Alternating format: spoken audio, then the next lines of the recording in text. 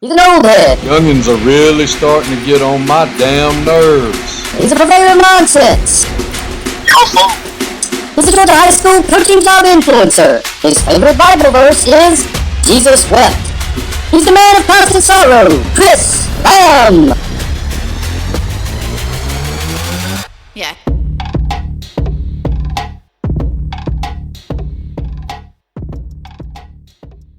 Sun Coaches Podcast would like to thank our sponsor, Vertical Raise. Elevate your program's fundraising this season with Vertical Raise. Vertical Raise is the premier online fundraising platform for organizations of all sizes, using innovative technology to create the easiest and most efficient system available. Raise more money in less time with your local fundraising coach, who works with you every step of the way to customize the ideal fundraiser for your program. To find out more, reach out to Justin Kilpatrick at justink@verticalraise.com.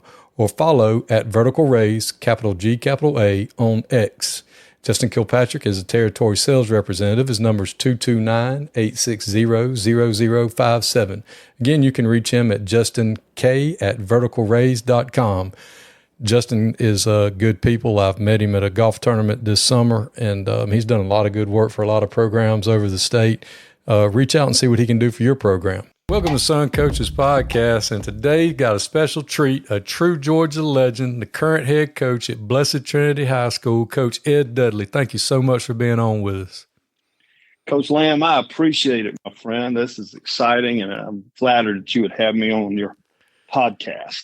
Well, we sure do appreciate it, and I know during the off week, people have 1,000 different things they'd rather be doing, so I really do appreciate your time, and don't take this the wrong way, but you want an old head. So let's go back in time and tell everybody where you started, where you grew up, where you're from, all that kind of good stuff.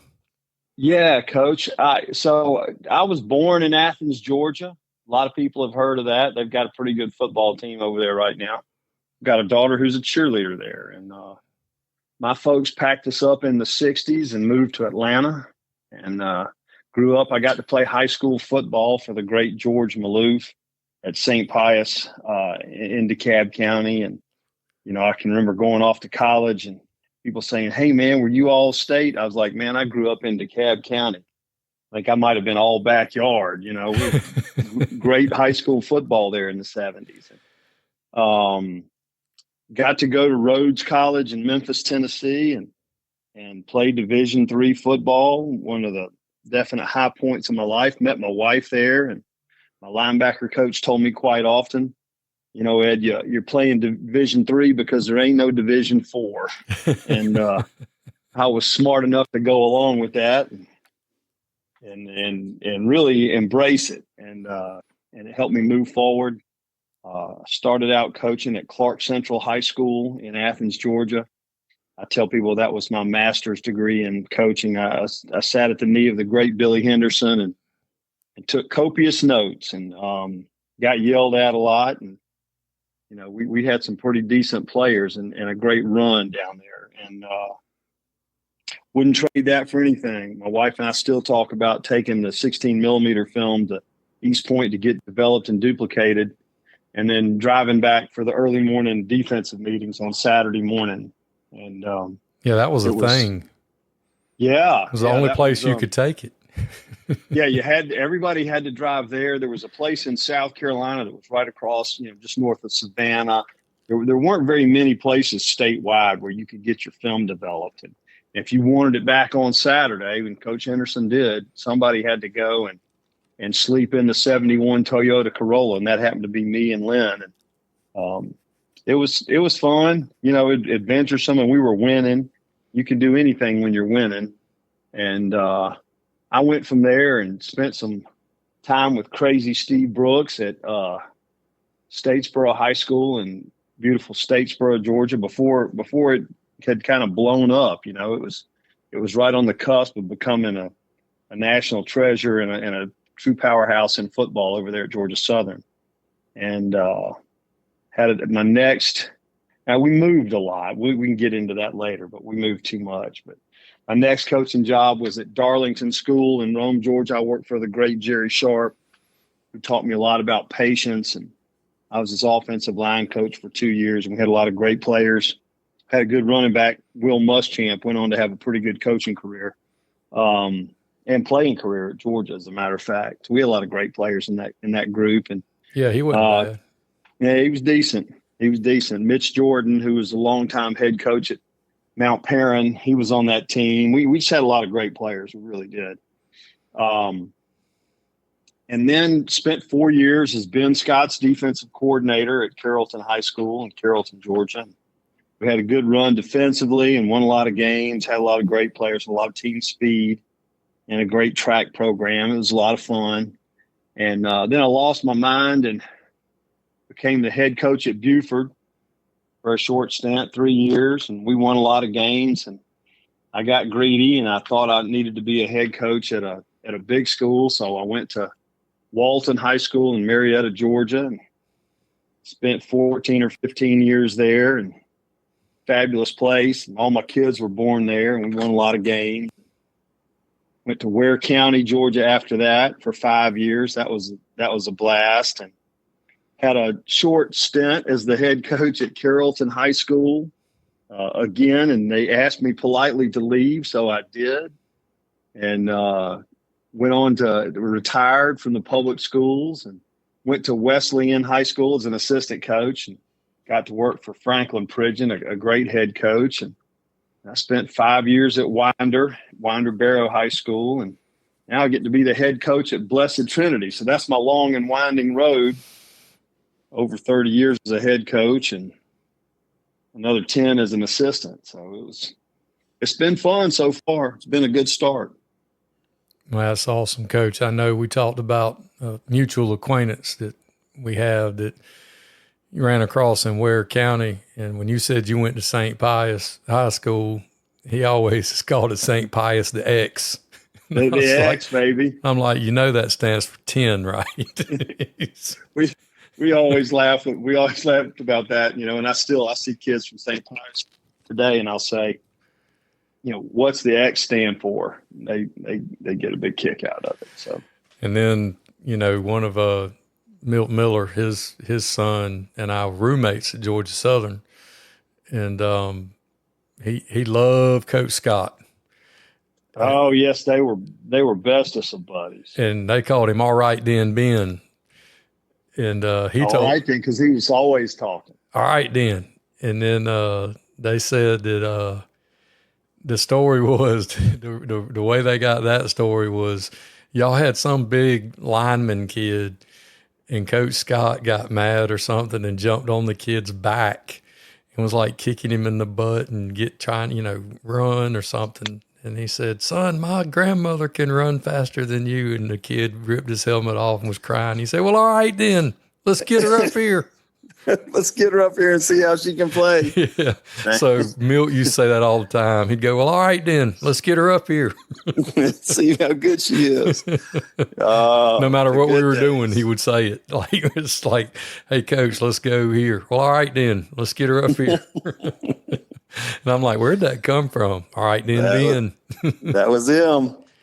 That's awesome. So the late great Ben Scott. He was my dear friend and an incredible coach. We talk about all the time if he had lived, what would he be doing now?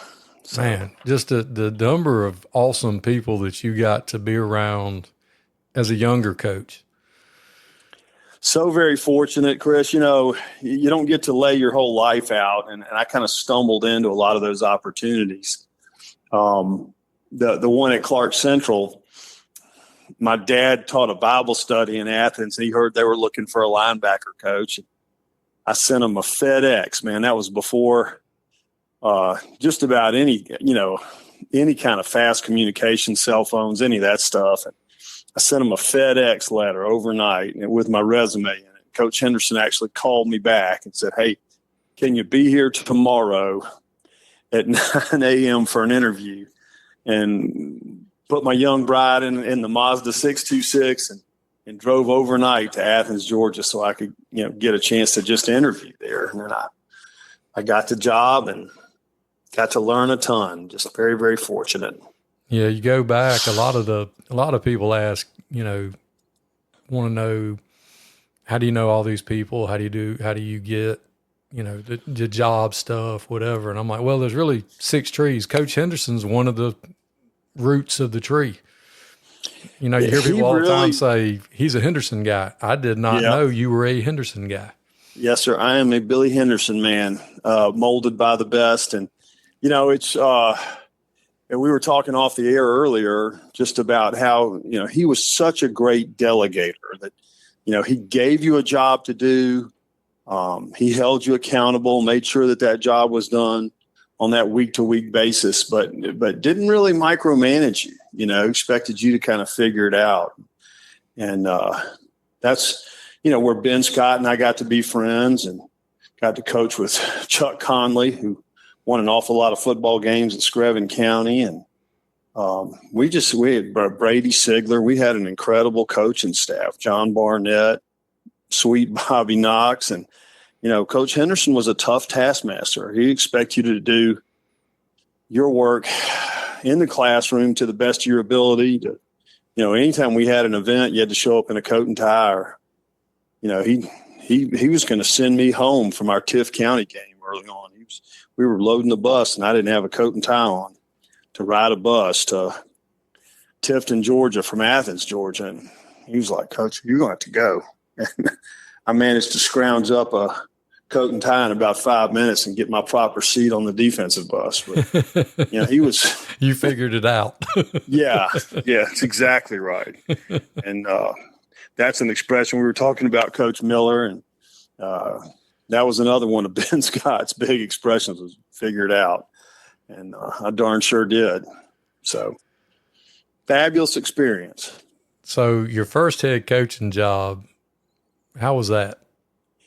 It was awesome. It was great. It was on the job training. Nothing, I had worked for really good coaches, Billy Henderson, Steve Brooks, who was technically he's still coaching. He's 70 years old, still coaching. Jerry Sharp, who I just loved to death and thought the world of, and the great Ben Scott. And so I had a good background, but there's just nothing that prepares you to be the head coach of a high school football program. All the stuff that gets thrown at you and the details, and you can buy every Chris Parker book in the world and still not be ready to be the head coach. It's tough sledding. It's just straight on the job training. And I think the thing I had not really prepared myself when I was just 29, when I got to be the head coach at Buford, was just the constancy, the 24 hours a day, 7 days a week, 365 days a year of it. And I had been in programs where we worked really hard, but it was just, you're only a phone call away from the next big problem. Yeah, I talked to Coach Ford last night, and he was talking about he said, like everybody else, like drinking from a fire hose. Yeah, good way to put it. And we have, John and I share the Buford experience, which there've just been a very few of us, and it's a tough place to coach and to live when, their metric is game 15. You can either win game 15 or you can get on down the highway. And one thing you hit on that's real, sorry to cut you off, but the It Never Sleeping, Nick Davis, who I had on, he's been on a prior podcast. He said, one thing that you assistants don't understand about being a head coach is y'all can go home. You can go to bed. You can forget about it. He's like, my phone don't ever stop. When you're the head coach, there is no off season. There is no off week. There is no go home and forget about it. You're the head coach, and we've always laughed about, you got in the Mercedes, there's a guy down the parking lot with a gun. Well, somebody go get the head coach. They don't say call the police. Or I remember I had decided to leave Walton High School and loved the place, just had poured my heart and soul into it. And I'm in this heart-to-heart meeting with my principal, who I loved her, and she had been good to me and had babysat my children. I mean, this was a very emotional meeting, and two of my linebackers burst through the door and said, Coach, come quick, the toilet's overflowing. And she just kind of looked at me, started laughing. She's like, it never stops, does it? I was like, no, it never stops. your daddy, your janitor, your peacemaker, mayor. a lot of stuff. You wear a lot of hats as a head coach, or you don't wear that hat for very long. Those are your options. So let's segue into Walton. I know you were there the longest, and so talk about Walton a little bit. I know it's a special place. I've had Rocky on already, and he loves you more than anybody on the planet. I got probably. it. I got Rocky and Kelly Fool. They're two of my favorite people on earth. Just think the world of them. And the Walton experience was fabulous. I was still very young and relatively inexperienced, and we were trying to build a football program and build, at that time, a quad A football program. So we had jumped in the deep end, and we honestly did not have the kind of facilities and infrastructure and coaching staff that we needed to be competitive. And so we were kind of starting not at ground zero, because they had a good feeder program, but pretty far down the ladder.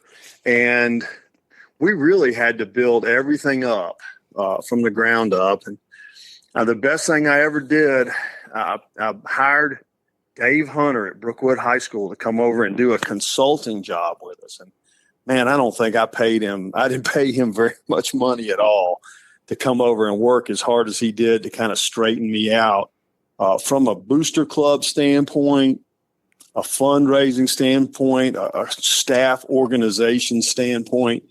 He did a ton to really help us out. And that would have been, around 2000, that era, and really got us headed in the right direction. We had a couple of good teams, and I think technically we were coached pretty well, but all that off the field stuff, we weren't doing as well as we could, and we weren't doing it well enough to win at a big time Metro Atlanta program.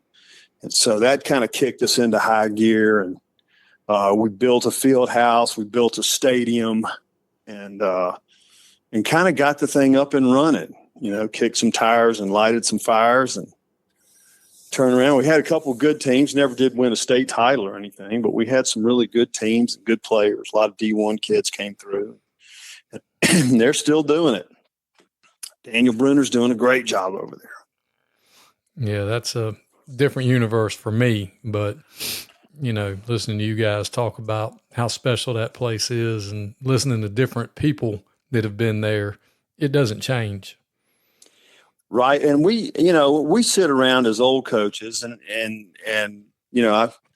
Chris, I tell you, you're in the middle-aged coach group, but we sit around and say, schools don't really change much. They do, but they kind of are who they are. Oh, I agree with that 1,000%. Like some of these schools are, some schools are 10-0 schools. Some schools are 7-3 schools. And by golly, some of them are just 5-5 schools. And, Walton, that place it sweats excellence. Everything they do, and that's what the AD, Dennis Jordan, when he hired me, he said, look, man, we want to be like Stanford. We're good in everything.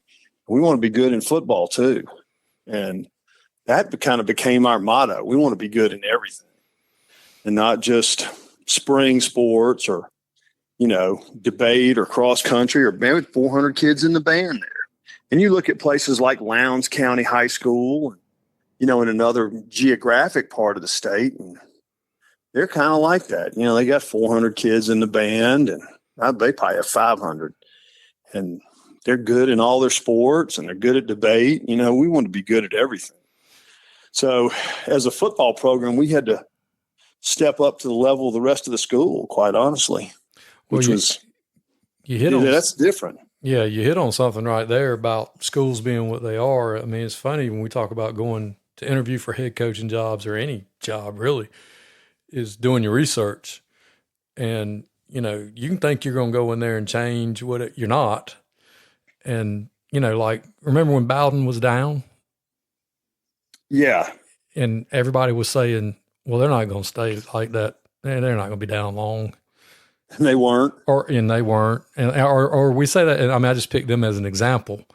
But there's lots of schools that all of us sit around and go, well, they'll be back. You know, and in general, you know, if you look at the funding, you look at the community support, you look at the quality of kid that's coming through in different areas around our state, it's pretty consistent. You know, and Buford's a good example. That when we had 300 students, we were winning. They won state titles under Ed Cochran with 300 kids in one of the tiniest Class A schools you'll ever see, and less than stellar facilities. And now they got as good of facilities as, you know, any place outside of Texas, and they're still winning. And Walton High School, there's another good example. You know, they've had 4 head coaches in the last, 30 years or so. And, you know, they continue to win. They played for it this past year. Probably the quarterback stayed healthy, they probably win it, you know. So it's just, I believe schools kind of are what they are. And, you know, they'll change a little bit, and guys have gone in places and improved them. But if you're kind of a average high school coach like me, and you can't walk on water, then you're probably not going to change a place a whole heck of a lot. No, and you know, and then there's other places at the other end of the spectrum that you scratch your head and you wonder, you're like, man, they ought to be, well, then there's something wrong. You know, it's not that all those people that went there and coached there aren't morons. Right. And there's some places that are just, it's tough to win, whether it's geographic location, their funding, you know, all those different things. I always have told people when I walk into a weight room and I'm the tallest guy in there, that program's up a creek. You know, that's not a good situation. Yeah. Yeah. So it's just, you know, some different places have different attributes and stuff. And the only person I ever knew that was kind of a miracle worker, you know, and won everywhere. T. McFerrin was kind of a miracle worker. He could kind of walk on water and stuff. But the rest of us are pretty normal, you know. Yeah, there's a very small group that, you know. Yeah, I'm not in that club. I missed the initiation ceremony. Yeah, Charles Winslet. Yeah, I'd say great he's in example. that group. Yep. Hodges when he was coaching. No doubt. Coach Henderson. Billy Henderson, I'm telling you, you know, what was it they used to say about Bear Bryant? He could take yours and beat his, and he could take his and beat yours. Yeah. You know, that's Billy Henderson was kind of like that. And Jerry Sharp, who won 3 in a row at East Rome, and then turned around and won 1 at Darlington where everybody said there's no way he could do it. You know, some of those guys can. Jeff Herron can definitely walk on. Well, he knows where the stumps are. Yeah. I hope Jeff's listening to this. I stay jealous of him. Too smart and too pretty and knew where all the stumps were, you know. He was that guy. Yeah. When I remember, it was like 10 years ago, I thought he was my age. Yeah. And somebody was like, no, dude, he's been doing this. He's been doing this a long time. And I'm like, golly, he's good. He looks like he's in great shape. And they're like, because he is. I'm like, man, he looks young. They say take all your money playing basketball too. So I stay away from that with Jeff. Great coach. So like, you know, we're saying there's that club and, you know, and they're all a little bit different. So when you left, what on God's green earth possessed you to leave Walton to go south?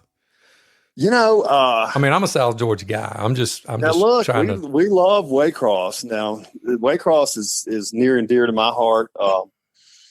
You know, it's funny, Chris. I told people I just got tired of pulling up in the same parking space.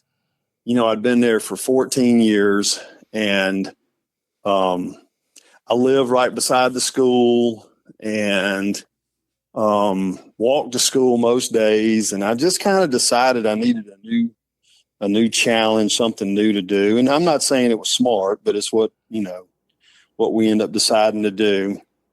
And it turned out great for my family, probably great for Walton High School. And we went to Ware County High School to become Gators and live in the swamp. And it was It was a fabulous experience. It was a lot of fun. Yeah. Great teams, we had some great assistant coaches there.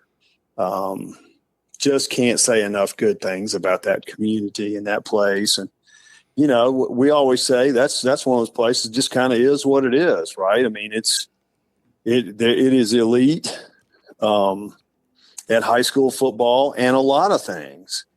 Their riflery team is elite. It's the community wants great education and great sports and great drama. They had a little community theater there where my little girls grew up acting in plays and stuff. We just loved it, and we thought it was fantastic. Yeah, I've got a lot of friends in that area and on that staff now, and we were near there in the past, but just love that area. And you're right. I mean, there's just some places, that whole pocket down there between them, Appleton County, Pierce, Wayne County.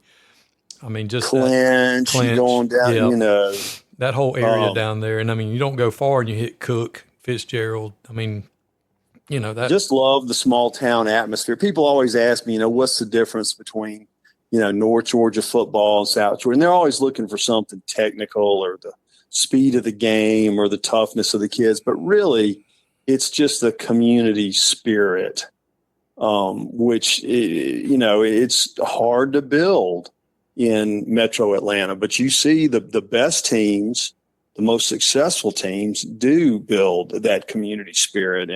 And they are like their own little small town within Metro Atlanta. In a place like Waycross, well, if I had a kid that I can remember having a player that had a toothache, in a bad abscess, needed oral surgery. And, we passed the hat around town, and in half an hour, I had enough money to go down and take him to get, his jaw worked on and get his tooth worked out. That's not everywhere. That doesn't happen at every school. Right. Takes a village. Definitely. That's the only thing that Hillary Clinton ever said that I fully agree with. So it does take a village to raise my kids and everybody else's just as well. And in small towns, that's the mentality. I mean, that's just what it is. I mean, yeah, I think, you don't have much choice. I mean, you got to kind of rely on each other.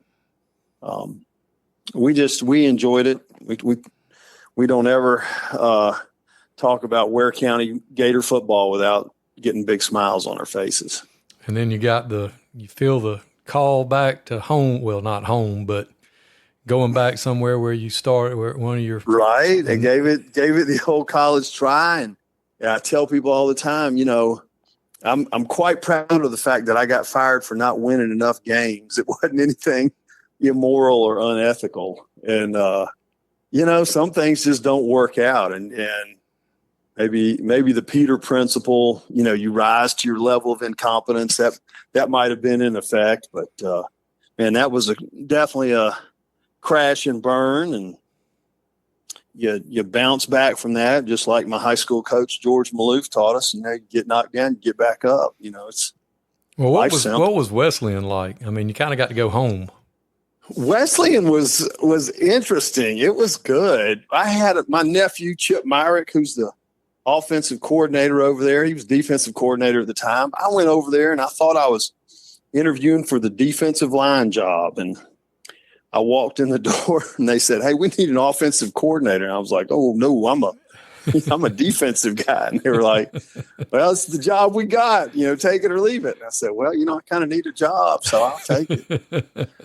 But it was great. And Franklin Pridgeon, he's an awesome coach. And I don't know if you've ever seen the place. It looks like Hogwarts or, Oxford in England. It's fabulous. And we had some tough kids there, playing two-way small high school football. And, man, that was fun. My younger son, Sam, he thrived there. He was a good player, and his sisters liked it. And my daughter, Margaret, is also a graduate of that place. She's still a cheerleader at Georgia, an accounting major. We're real proud of all four of our kids, and three of them graduated from Wesleyan. So that was a good time in the Dudley household. Well, it's funny that you brought that up, and we talked about young coaches a little bit earlier, and I know you've come across it over the years, probably more than you'd like to remember, but you tell them this is what we got. Oh, I'm a defensive coach, or I'm a this coach, or I coach this, and you know, and it's just funny that somebody of your history and your background, even you have that thought. You're like, well, I'm a defensive coach, but you probably didn't verbalize it. You know, no, I think I told him. Oh, you did? Okay. Yeah, I think I said, Franklin, and he said, well, I'm the defensive line coach. So you got to do something else. And, you know, I got a business card. I'll pass this along to young, old, whoever might listen. But Billy Henderson, you know, said, hey, go over to the printer and get you a business card made. He was very big on professionalism, coat and tie to everything we did. And, you know, wanted you to be a great teacher. And I said, okay, well, you know, what do I put on there? Do I put on there linebacker coach, inside linebacker coach? And Coach Henderson said, you put on there assistant football coach, because that's what you are. You, whatever the head coach says, you do. And I pondered on that for about 10 seconds, and I gave the exact right answer, Chris. I said, yes, sir, and turned around and walked out of his office and went and did what he said. So every business card I ever had when I was assistant coach didn't say offensive coordinator, play caller. You hear how guys, I hear guys, young fellas talk all the time. Well, I'm the play caller. Well, good for you. That's everybody can yell at you from the stands. And Yeah. But my You business suck. card, my business card said assistant football coach, because I was there to assist the head coach in whatever he said to do. So I won't mind to say that guy. yeah, When people that's say, a good one. who's that guy?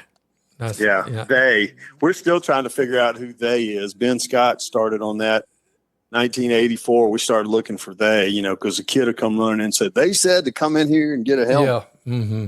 And so ever since then, over 40 years now, I've been looking for they. Yeah. I still hadn't found them, but I will someday. Yeah. I would like to become they.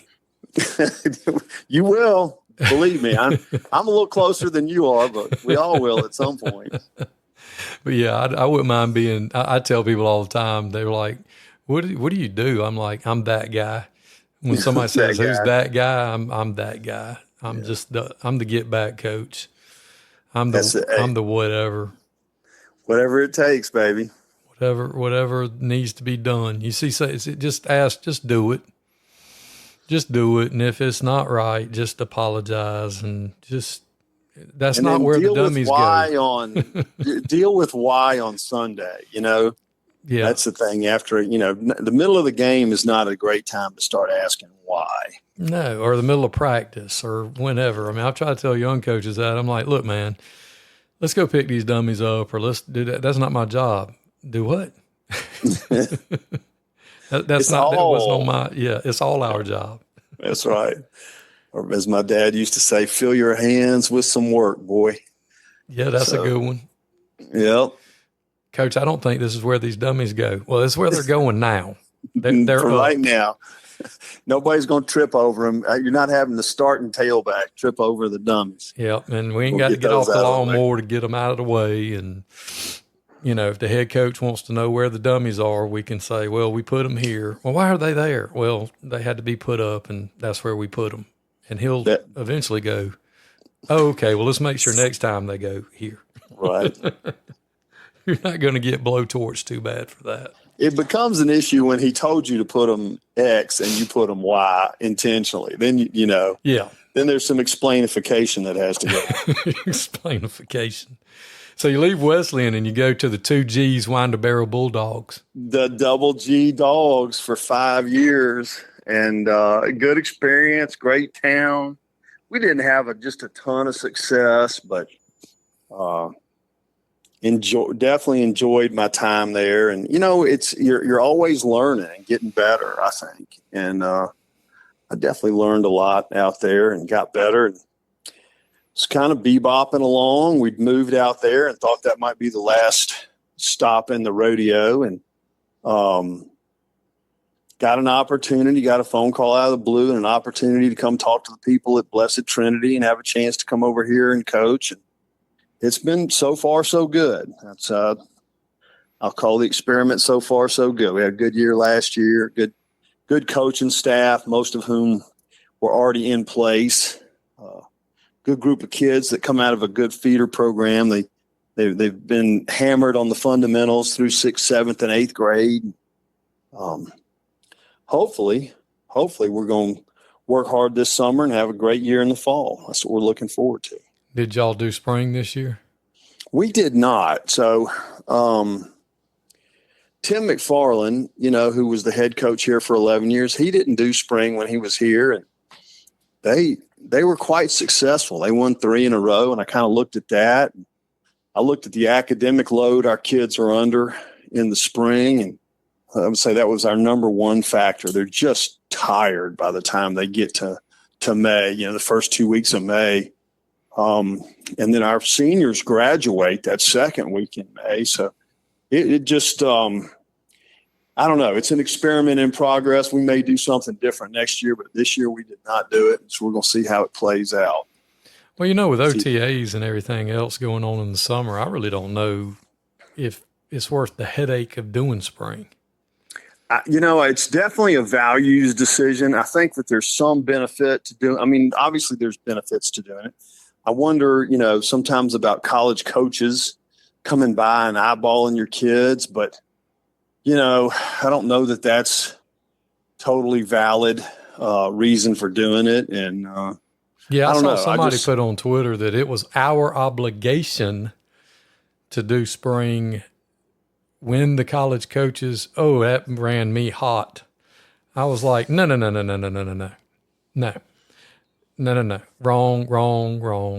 Wrong. Yeah, those college coaches. That's not a two-way street. No, it's negative. No, they're not recruiting our kids anyway. Not with the portal and the way things are now. Unless you're a dude.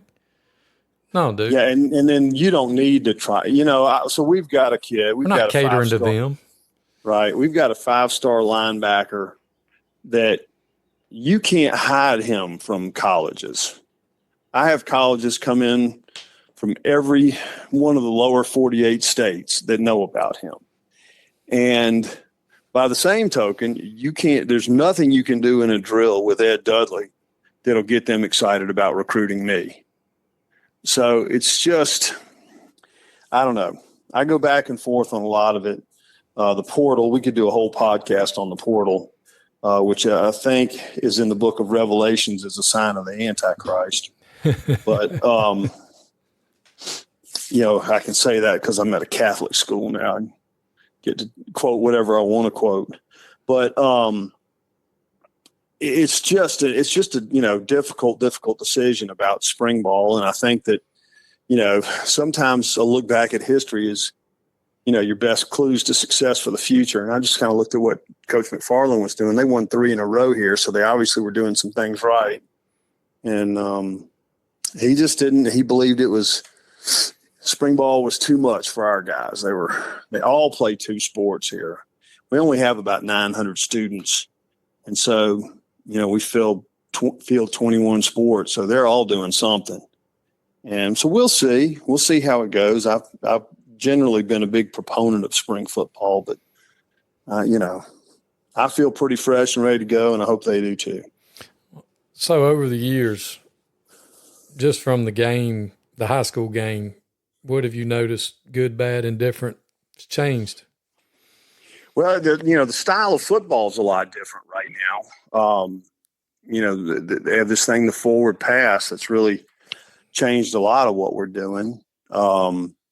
I think the other thing, and probably the biggest change I see is that cell phone, the instant gratification mindset, the rapidity of communication. You can get messages out to kids, which is both good and bad. When Coach Henderson typed up a letter and sent it out to all the players, that you knew that was going on the fridge. Well, when I send out stuff on Twitter or X or whatever it's called today, I don't know that any of them even look at it because they look at so much. Do they really see it? So I think that's been the biggest change and difference in it. And then, I like a lot of the stuff I see. I like the Guardian cap that's out there. I like the fact that that there's a huge push on safety of the game, that backwards tackling that we do now that my coaches all tell me is Seahawk tackling. I think I've become convinced that that's better. And, there have been a lot of changes, and some for the better and then some for the not better. I wish parents would back out of the game a little bit. I know all coaches say that, the best place to coach is an orphanage, and, they all have jokes and stuff about it. But I would like to see parents ease up on their kids a little bit. I think that too often they don't really know the game or didn't play the game. And so, their level of expertise in evaluating their son's talent's really not very high. But I was fortunate. My dad had been a good player and was an SEC referee, so he knew his two boys were pretty darn average, and so he wasn't running up there and yelling at Coach Maloof to get us any more playing time than we had already deserved. You know what I mean? Yeah.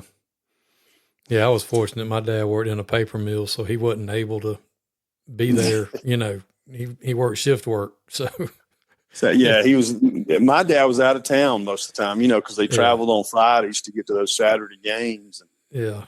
And mine wasn't going to do it anyway. He's like, well, you figure it out, and you're going to play or you ain't. And if you ain't, you're going to be a good teammate. So, but you're going to be out there. So, and I think that's, that's golden right there. I think that's, something Moses could have brought down from the mountain top and said, hey, be a great teammate, play when they tell you to, and sit when they tell you to also. So it makes a difference. So changing over into the coaching aspect of it, you've had to hire a lot of coaches over the years. What's changed? I think that younger coaches, and we kid around about it as older coaches, they all want to be the coordinator. They want to coordinate stuff. And, Ben Scott used to have people who could coordinate the locker room. You coordinate the toilet patrol or whatever. I think that desire to be in charge without the proper preparation, a year or two of experience, that kind of stuff. I see a lot more of that. I meet with young coaches, and it's hard to hire young coaches because a lot of times they can go out and make more money doing something else, and especially the kind of crazy hours and responsibilities that we have in the high school coaching world. A lot of people don't want to fool with it right now. And the ones that you do talk to, they want to be in charge of something. They want ownership, and you may or may not have it. I've had my same offensive coordinator for 30 years, and defensive coordinator, and I've been together a long time too. So it just not a lot of openings at that level. Sometimes you just got to get in and work and pay dues and stick around for a little bit.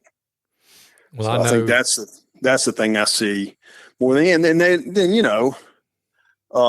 some of the basics, like they don't really get, like lining fields, and it's important to line fields. Kids, especially with this, the spread air raid offenses, you got to have the numbers painted, and you got to have the hash marks painted. You can't just, slap a couple of sidelines down and get to practicing. I don't know if he was on y'all staff. I imagine he was. Randy Padgett. Good friend. Coach, could you imagine a young coach looking at him and telling him, I'm not gonna, fill in the blank. Fill in the blank. It wouldn't have gone well. I'm just saying. It's Padge would have looked at him like, you're not gonna do what? I don't even know if he said that. It's just been like, he would have told you where the door was. Yeah. I can hear him right now. With several colorful metaphors in between it. Yeah, he probably would have given you a little spirited pep talk with that. But Yeah. That man had his desk in our equipment room. That's where he worked from, and he had every pair of shoes sized and lined up by size, and he could tell you how many shoelaces there were in there on any given day, how many practice jerseys. Yeah, I had the privilege of working with him at Villa Rica, and he was awesome. I mean, Yeah. 1 year with him, and I was like, man, I wish I could have spent my career working with Coach Padgett. He was awesome.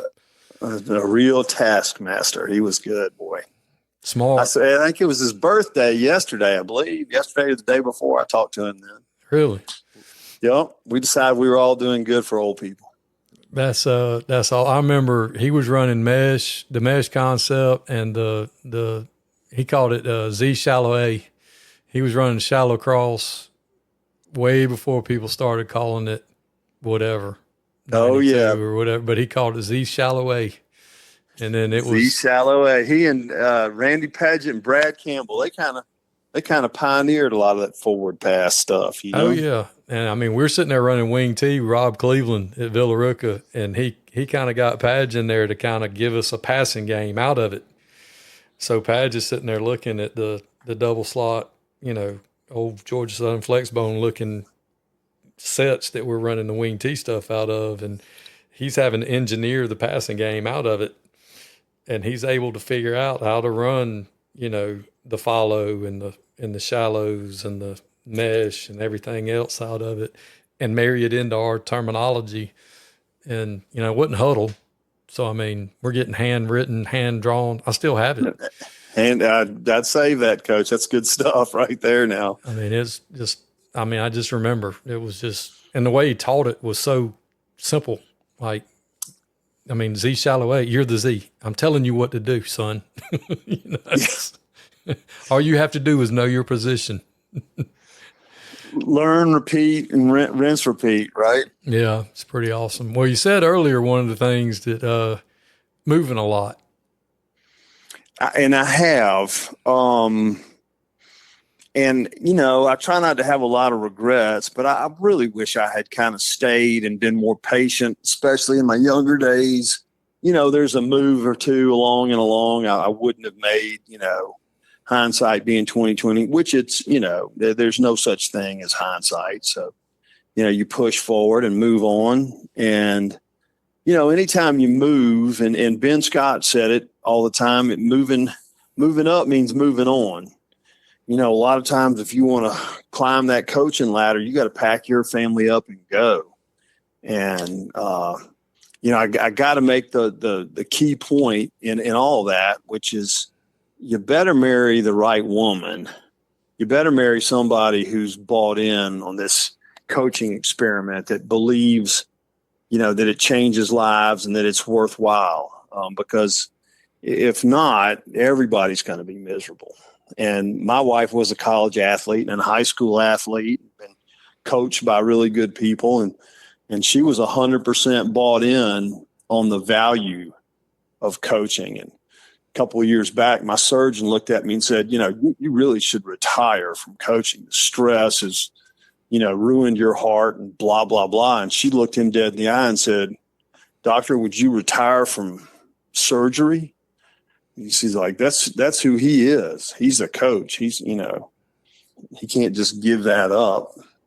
And so that's been our mindset, that it's a missionary field, that what we do is valuable, that, she was always willing to move to the next town down the line and try to do something to make that athletic program better. So been very fortunate in that. You got to find that right wife who will pack your kids up and move them to the next town, and move them to Waycross and teach them about gators and cottonmouths and all that kind of stuff. Stay away from that. Can't jump in the pool. Yeah. Can't jump in the pool till you check for cottonmouths. You got to go check the drains for the cottonmouths. So yeah, I married a good one too, but she's at a point now. Chad Alligood messes with me all the time, says I got all the T-shirts.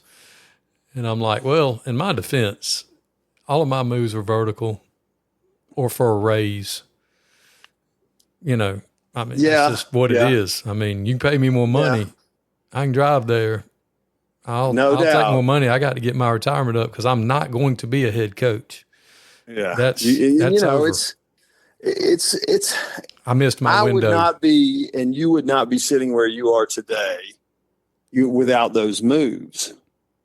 And, correct. Although some of them, were a punch in the nose, you have to go through that to be in the seat I'm in tonight and today. And correct. I'm very fortunate that I got to make all those moves, that I have friends all over the state, from one end to the other. I'm as fortunate and that overused word blessed as they come. So I have a great job today because a couple of times along the way I stumped my toe and learned from the experience and dusted myself off and moved forward.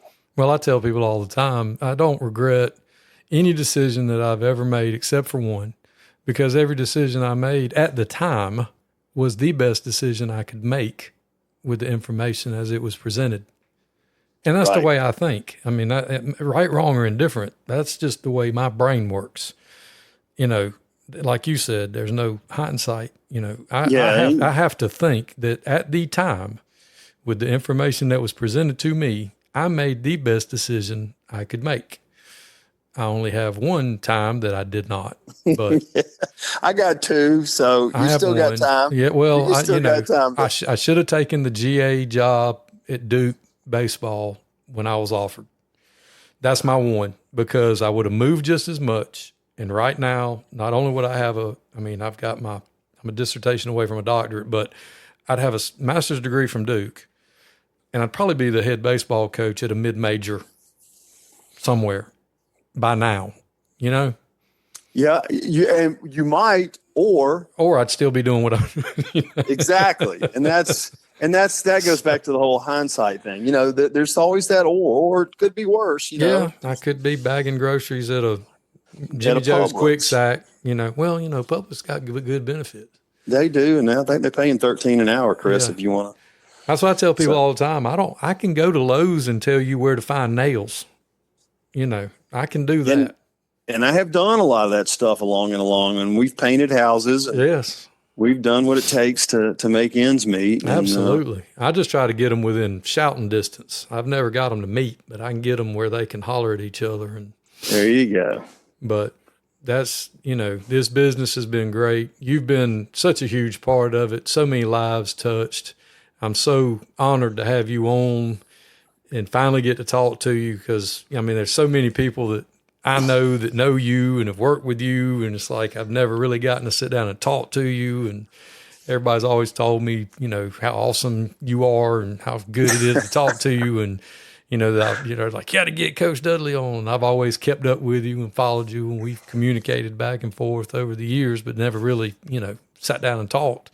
But I appreciate you. It is the industry. Yes, sir. It's the industry that networks tighter than anybody else. Coaches love other coaches, and we help each other, and that makes us different. That's a big part of what's different about coaching. And I'm just honored that you take a little time out of your day and have me on your show. I can't wait to see how dumb I really sound on the interweb.